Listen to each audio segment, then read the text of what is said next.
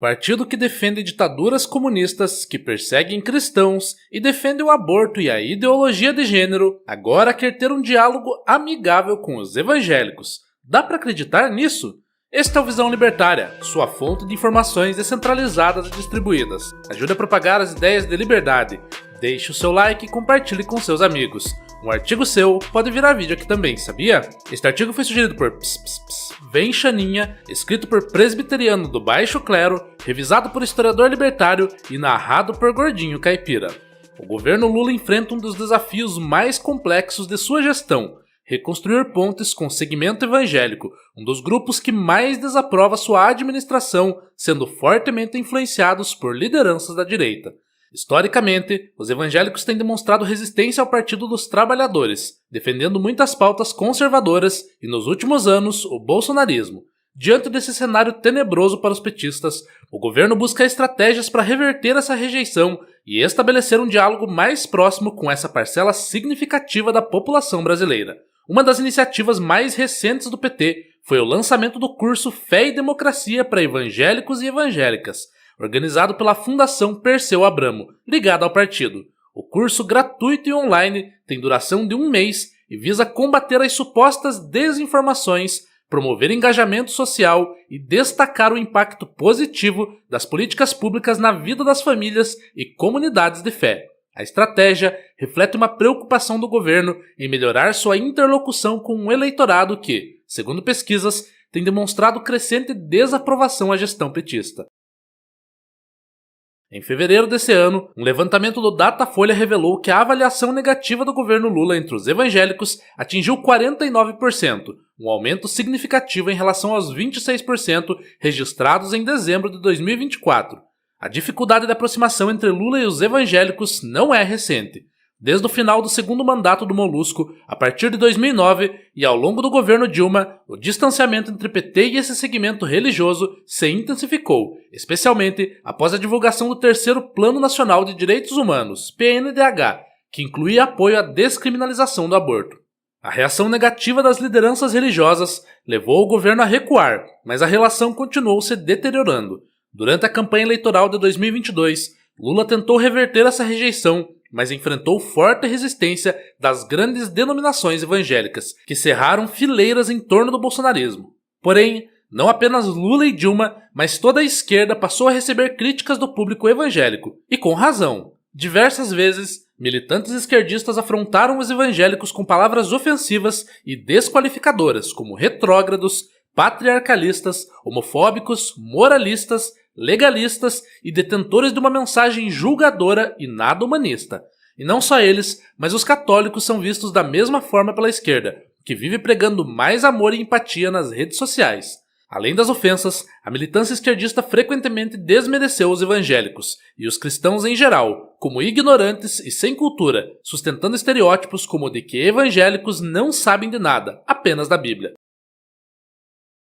Outro fator que leva os evangélicos a se oporem aos partidos de esquerda de forma inegociável são as pautas progressistas que confrontam diretamente os princípios conservadores e cristãos. Entre elas, a legalização do aborto, a ideologia de gênero, os privilégios concedidos ao grupo LGBT, a diminuição de penas para criminosos e a desmilitarização. Soma-se a isso a percepção de uma tentativa indevida de doutrinar crianças em escolas públicas, incluindo filhos de famílias cristãs, colocando na cabeça dessas crianças inocentes a ideologia de gênero. Contudo, esse cenário começou a mudar, pois os evangélicos estão crescendo de forma expressiva. É o cristianismo ganhando cada vez mais força e demonstrando o poder da fé e da tradição. O que era um grupo menor e insignificante, agora tem grande influência, representantes políticos, mercado gospel com muita renda e capital. Há estudos que deduzem que em 2032 os evangélicos devem ultrapassar os católicos, segundo a Escola Nacional de Ciências e Estatísticas do IBGE. Esse dado deve ser encarado como uma verdadeira razão do Lula estar preocupado com a desaprovação dos evangélicos. Isso mostra bem que o líder petista, seus bajuladores e fiéis seguidores de partido não estão preocupados em criar uma conexão genuína e amigável com os cristãos, mas apenas querem usá-los para ganhar votos, assim como fazem outros grupos. Agora, em seu terceiro mandato, o Molusco busca uma nova abordagem. Assessores do presidente indicam que ele pretende associar ações do governo à valorização da família. reforçando o protagonismo feminino e evidenciando políticas como Minha Casa Minha Vida e escolas de tempo integral. A ideia é mostrar que suas iniciativas têm impacto direto na vida das famílias, um tema caro ao eleitorado evangélico. O discurso deve ser intensificado em viagens pelo país, especialmente nas periferias, onde há forte presença evangélica. E com certeza, esse tour pelo Brasil será pago com dinheiro dos trabalhadores mais pobres que estão sendo sufocados com tantos impostos, puro oportunismo covarde da esquerda, como se já não bastassem os gastos da Janja com viagens inúteis. Entretanto, a resistência das principais lideranças religiosas continua sendo um obstáculo. Pastores que apoiaram Lula em 2022 alertam que não foram mais procurados pelo governo, o que pode comprometer a campanha de 2026. Não podemos esquecer da figura de Michele Bolsonaro, que tem uma imagem muito positiva entre os cristãos protestantes. Além disso, a revogação de um benefício tributário concedido por Jair Bolsonaro, que isentava de contribuições previdenciárias os pastores cuja renda dependia exclusivamente de doações de fiéis, gerou revolta na bancada evangélica no Congresso. Enquanto a medida esteve em vigor, apenas eram considerados salários de pagamentos recebidos pelos líderes religiosos em relação a atividades comprovadamente de trabalho, como aulas ministradas em cursos. O deputado federal Sóstenes Cavalcante, do PL do Rio de Janeiro, vice-presidente da Frente Parlamentar Evangélica, criticou a medida, afirmando que o PT cria dificuldades para forçar uma negociação. A relação entre o governo e os evangélicos no Brasil nunca foi simples, mas a tentativa de Lula de reconstruir pontes com esse segmento revela muito mais do que um esforço de comunicação. No fundo, trata-se de uma estratégia política financiada com dinheiro dos pagadores de impostos. Uma tentativa desesperada de conquistar um eleitorado que, por razões legítimas, rejeita sua administração. Trata-se de uma luta pela sobrevivência política.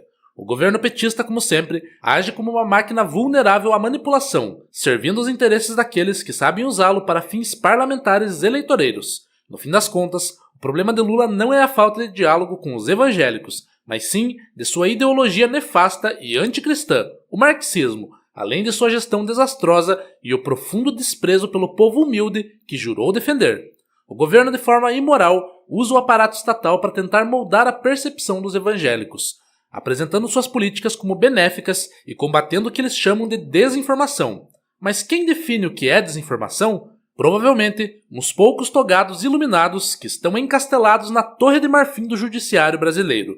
O próprio governo tem interesse direto em manipular a narrativa para se manter no poder. É assim que péssimos políticos como Lula continuam a se manter no poder, já que a popularidade do líder petista está nos piores níveis possíveis. Não existe nada positivo a se falar do terceiro mandato do Lula, desde que ele assumiu o cargo. Apenas tivemos aumento da inflação, da violência, da insegurança jurídica e do custo de vida do trabalhador. Essa é a essência do Estado, uma máquina poderosa e cruel, usada por aqueles que apenas buscam mais poder e satisfazer interesses pessoais em detrimento do povo, que é explorado e paga impostos.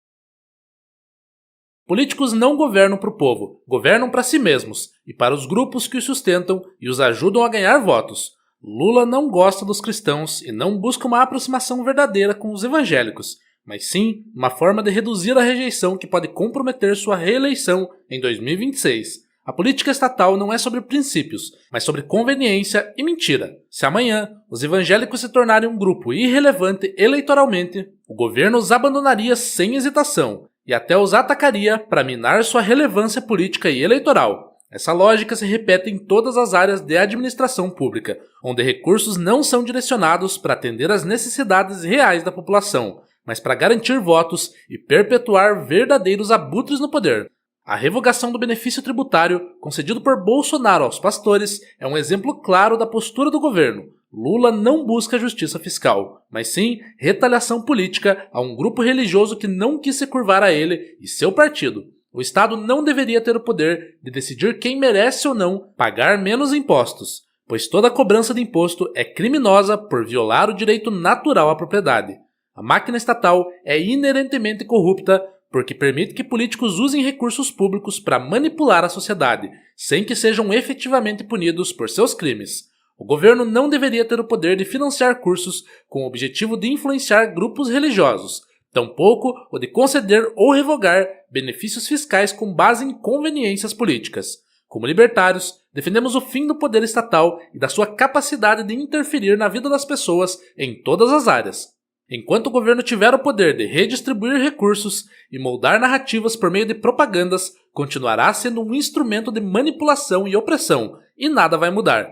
No entanto, a direita política, sejam conservadores, liberais ou libertários, precisa se unir a todos os cristãos para combater um mal maior, os comunistas no poder, que prejudicam a todos e buscam instaurar uma ditadura opressora, na qual todos os religiosos e defensores do direito natural serão criminalizados, como já ocorre em países como Cuba, Nicarágua e Venezuela.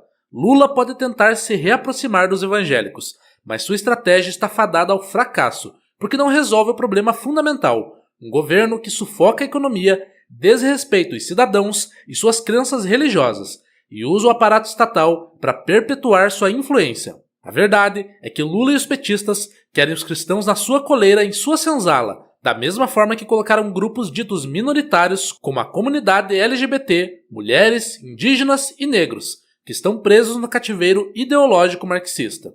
Os evangélicos, assim como qualquer outro grupo que valoriza a liberdade e a responsabilidade individual, têm razões legítimas para rejeitar esse modelo de governo. A verdadeira mudança não virá de dentro do aparato estatal, que está contaminado com os incentivos e as leis mais nefastas que existem, mas da resistência daqueles que se recusam a ser manipulados pela elite no poder. Obrigado pela audiência. Este é um canal colaborativo. Participe você também. Cadastre-se agora mesmo no nosso site visãolibertaria.com e envie os seus artigos por lá. Os colaboradores recebem recompensas em Bitcoin. Inscreva-se no canal e clique no botão da campainha para ser avisado de novos vídeos. Até a próxima!